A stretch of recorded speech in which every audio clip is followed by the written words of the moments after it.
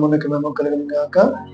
ఇప్పుడు వచ్చినందరికీ యేసుక్రీస్తు నామమున వందనాలు తెలియజేస్తూ ఉన్నాం. ఈరోజు బేతేజ ప్రార్థన సహవాసం నుండి ప్రభువును స్తుతించడానికి ప్రభువు ఇచ్చిన ఈ మంచి సమయాన్ని బట్టి మనము దేవునికి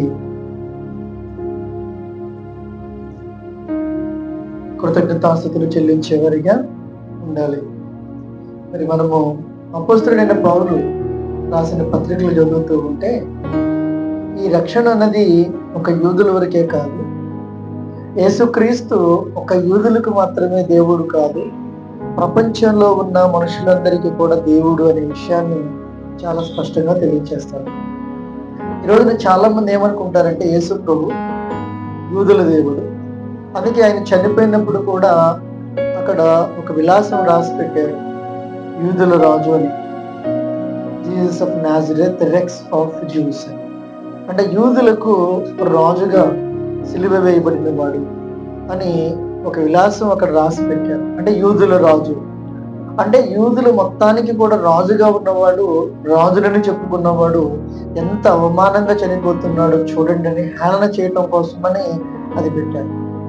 కానీ దేవుడు ఏమంటాడంటే యేసు ప్రభు వారు ఒక యూదులకు మాత్రమే దేవుడు రాజు అని కాదు, ఈ ప్రపంచంలో ఉన్న మనుషులందరికీ కూడా ఆయన దేవుడు. ఎలాంటి దేవుడు అంటే మహాదేవుడు యేసు ప్రభు గారు.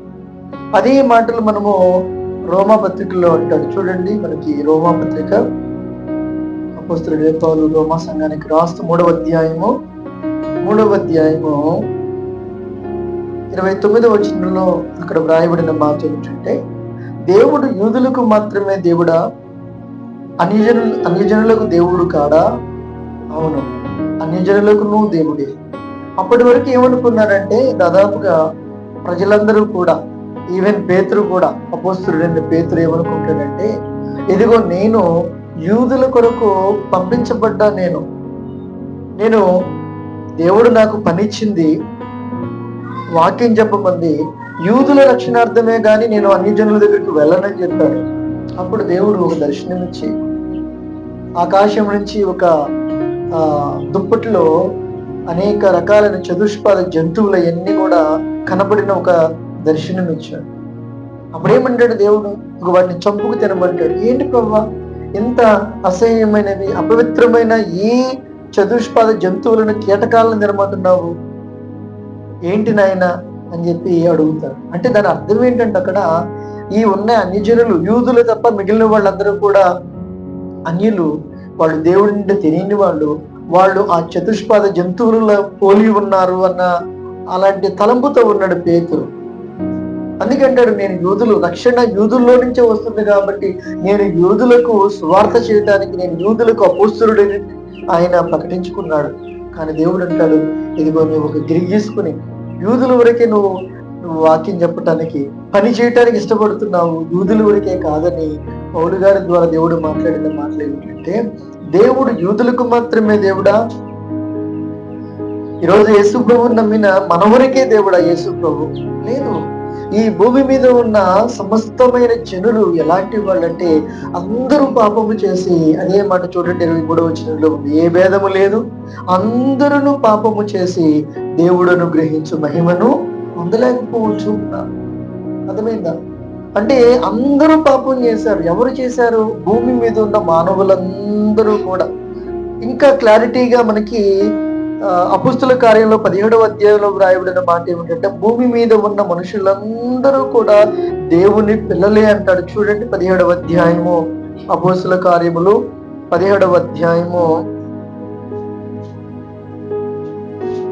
26-27 వచనాలు. మరియు యావత్ భూమి మీద కాపురం ఉండటకు ఆయన, అంటే దేవుడు, ఒకరి నుండి ప్రతి జాతి మనుషులను సృష్టించి, వారు ఒకవేళ దేవుడిని తడవులాడి కరుగుందరేమో అని తన్ను వెదకు నిమిత్తము నిర్ణయ కాలమును ఆయన ఏర్పాటు చేశారు. ఇక్కడ మనం ఈ వాక్యాన్ని బట్టి మనం చూడాల్సిన విషయం ఏంటంటే, యావత్ భూమి మీద కాపురం ఉండుటకు ఆయన, అంటే దేవుడు, ఒకరి నుండి ప్రతి జాతి మనుషులను సృష్టించారు. ఈ ఒకరెవరు?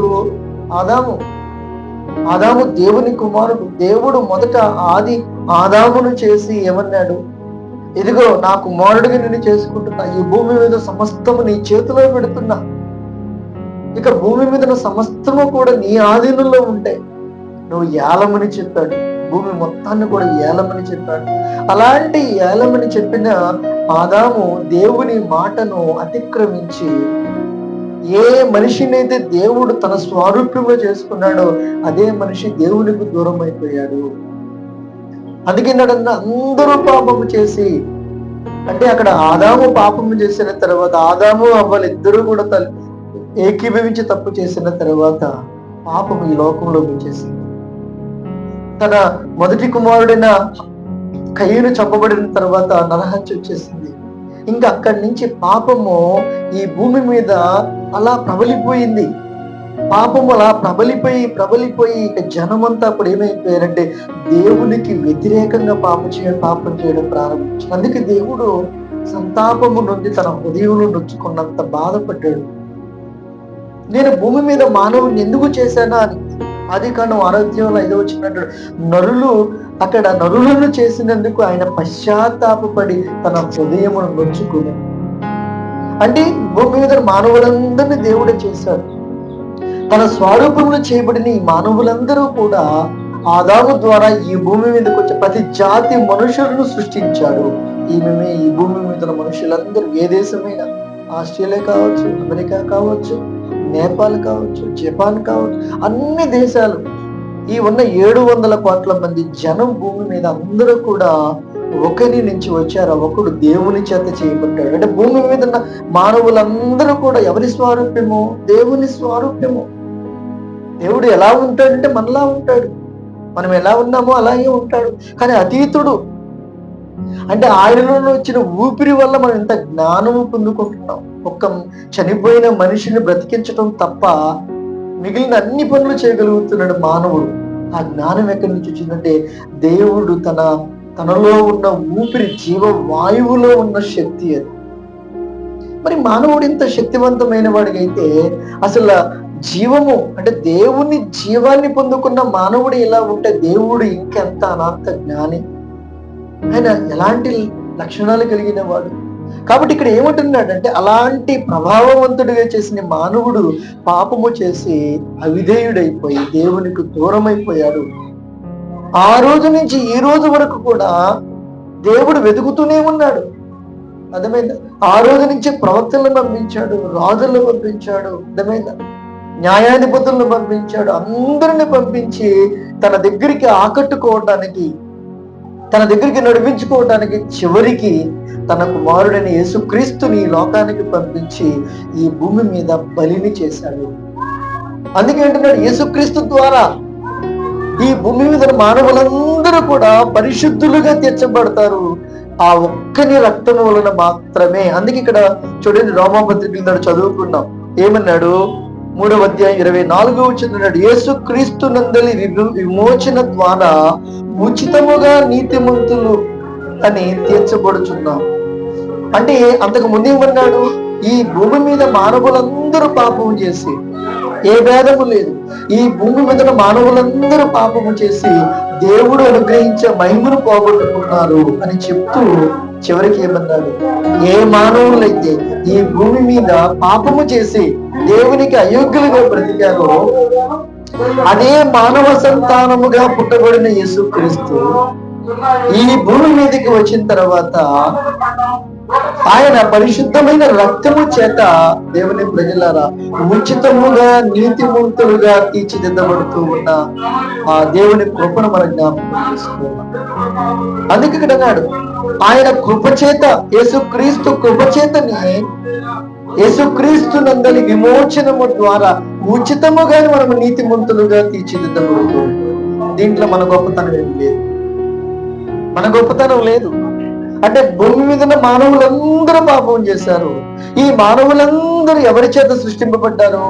దేవాది దేవుడైన యెహోవా చేత, యెహోవా దేవుని చేత, సృష్టికర్త అని చెప్పబడిన తండ్రి చేత ఈ భూమి మీద మానవులందరూ సృష్టింపబడ్డారు. దేవుడు ఎందుకు సృష్టించాడు? తనను వెదకులాడి కనుగొంటారేమోనని, దేవుని సన్నిధిని వెదకాలన్న నియమముతో దేవుడు ఈ భూమి మీద మానవులందరినీ చేశాడు. కాకపోతే దేవుని మాట, దేవుడు ఇచ్చిన స్వేచ్ఛని ఆధారంగా చేసుకుని, ఆయన స్వేచ్ఛని హరించి ఆయన ఇచ్చిన స్వాతంత్ర్యాన్ని ఆసరాగా తీసుకుని తప్పు చేసి దేవునికి అవిధేయులైపోయారు. అలాంటి మానవుని దేవుడు వదిలిపెట్టేక తన కుమారుడైన యేసుక్రీస్తును ఈ లోకానికి పంపించి ఆయన రక్తము చిందించడం ద్వారా, యేసుక్రీస్తు బలి ద్వారా మరలా అందరిని తన దగ్గరికి ఆకట్టుకుంటూ ఉన్నాడు. అందుకే అన్నాడు ఇక్కడ, యేసుక్రీస్తు ఒక్క యూదులకు మాత్రమే దేవుడా? కాదు కాదు, ఈ భూమి మీద ఉన్న మనుషులందరికీ కూడా ప్రభువు ఏకైక దేవుడు అని చెప్తున్నాడు. చాలా మంది ఎందుకంటారు, మేము అందరూ దేవుళ్ళు సమానం అని చెప్తాము, మేము అన్ని దేవుళ్ళని కొలుస్తాము, యేసుక్రీస్తుని కూడా కొలుస్తాం, కానీ క్రైస్తవులు యేసు ప్రభు ఒక్కడే దేవుడు అని చెప్తారు, వాడు స్వార్థపరులు అని చాలా మంది అంటుంటారు. నిజమే, స్వార్థమే. ఎలాంటి స్వార్థము తెలుసు? ఈ భూమి మీద అలాంటి దేవుడు గాని మనుషుల కొరకు ప్రాణము పెట్టిన ఎవరైనా ఉన్నారు అని అంటే ఎవరూ లేరు, ఒక యేసుక్రీస్తు తప్ప. అలాంటి యేసుక్రీస్తు దేవుడు ఆయన మాత్రమే పూజకు అర్హుడనే విషయాన్ని మనం జ్ఞాపకం చేసుకోవాలి. మనమే కదా, ప్రపంచంలో ఉన్న వాళ్ళందరూ కూడా తెలుసుకోవాలి. అంటే మనకు తెలియదు. బైబిల్ మనం బాగా చదివినప్పుడు దేవుని ఔన్నత్యం కానీ దేవుని శాసనాలు ఇవన్నీ ఎంత గొప్పవో మనకు అర్థమవుతాయి. ఈరోజు అలాంటి గొప్ప గ్రంథమైన బైబిల్ని, గొప్ప దేవుడైన తండ్రిని, ఆ తండ్రి చేత పంపబడిన యేసుక్రీస్తు మహాదేవుడని విషయాన్ని ఈ రోజున మనం గుర్తించాలి, గ్రహించాలి. అందుకే పౌలు అంటున్నాడు, యేసుక్రీస్తు ఒక్క యూదులకు మాత్రమే దేవుడా? కాదు కాదు, అన్యజనులకు మాత్రం, అన్యజనులకు కూడా ఆయన దేవుడే. అన్యజనులందరికీ. అందుకే అన్నాడు, యేసుక్రీస్తు అందరికీ ప్రభు. ఎవరికి? కొందరికి కాదు. చాలా మంది ఏమంటారు, యేసుక్రీస్తు నమ్మే ఆ కొద్ది మందికి దేవుడు అంటారు. క్రైస్తవులకు మాత్రమే కాదు. క్రైస్తవుడు అంటే ఎవరంటే యేసుక్రీస్తును పోలి నడిచేవాడు. క్రైస్తవులుగా మార్చబడుతున్నారు. ఆ రోజున యేసుక్రీస్తు యొక్క జీవితాన్ని చూసిన వాళ్ళు ఏంటి, యేసుక్రీస్తు బోధనల చేత వాళ్ళు ప్రేరేపితమై వాళ్ళు క్రైస్తవులుగా పిలవబడ్డారు. ఆ రోజు నుంచి ఈ రోజుకు క్రైస్తవులుగా పిలువబడుతూ ఉన్నారు. వాళ్ళు యూదులైనా గత ఏ రకమైన జాతికి సంబంధించిన వాళ్ళైనా క్రీస్తుని నమ్మిన తర్వాత వాళ్ళు ఎవరు? క్రైస్తవులు. కాబట్టి ఈ రోజున క్రైస్తవులుగా మార్చబడుతూ ఉన్నాం. అర్థమైంది? ఆ రోజున స్టార్ట్ అయిన ఇది మతాన్ని మార్చడం కూడా కాదు. క్రైస్తవ అన్నది ఒక మతం కాదు, ఒక మంచి మార్గం. ఇది యేసుక్రీస్తు మతాన్ని మార్చేవాడు కాదు, కానీ మనసును మార్చేవాడు, తలంపుల ఆలోచనలు మార్చే అలాంటి గొప్ప. అలాంటి దేవుని రోజున మనము ఒక ప్రాంతానికి, ఒక గ్రూపుకి, ఒక చిన్న గుంపుకి పరిమితం చేయొద్దు. యేసుక్రీస్తు ఒక గుంపుకు మాత్రమే దేవుడు కాదు, ఆయన మహాదేవుడు. ఎవరు? ప్రపంచంలో ఉన్న ప్రజలందరికీ ఎవరు? ఆయన ప్రభు, దేవుడు. ఎందుకంటే అందరినీ కలుగు చేసింది తండ్రి. తండ్రితో ఉన్న కుమారుడు ఆది నుండి ఉన్నాడు. ఆ దేవుడు ఏ దేవుడైతే ఈ భూమి మీద మనుషులందరినీ సృజించాడో ఆ అందరినీ ఆయన ఆకర్షించుకుని అందరినీ రక్షించాలనుకుంటున్నాడు. అర్థమైందా? ఎవరైతే యేసుక్రీస్తుని అంగీకరిస్తారో వారు దేవుని చేత వారు రక్షింపబడి పరలోకానికి వెళ్తారు. అందుకే ఇక్కడ అంటున్నాడు, అపోస్తలుని పత్రికలు చదవండి, పౌలు గారి పత్రికలు.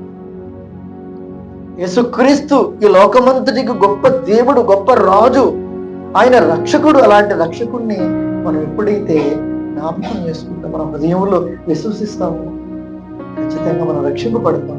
మన కుటుంబాన్ని దేవుడు రక్షిస్తాడు. చనిపోయిన తర్వాత ఆయన పరలోక రాజ్యాన్ని ఇస్తాడు. యేసుక్రీస్తు యొక్క ఔన్నత్యాన్ని మనం గుర్తుపెట్టుకుని, ఆయన గొప్పతనాన్ని గుర్తుపెట్టుకుని, ఈ ప్రపంచమంతటికి ఆయన గొప్ప రాజు అనే విషయాన్ని మనము జ్ఞాపకం చేసుకుని ఆయన స్తుతించాలి. అలాంటి దేవుని కృప వాక్యం ఉంటున్న మనకు తోడుగా ఉండదు గాక. ఆమేన్. తల వంచండి, ప్రార్థన చేసుకుందాం. అందరూ కూడా తలలు ఉంచండి. ఈ మధ్యన కాలం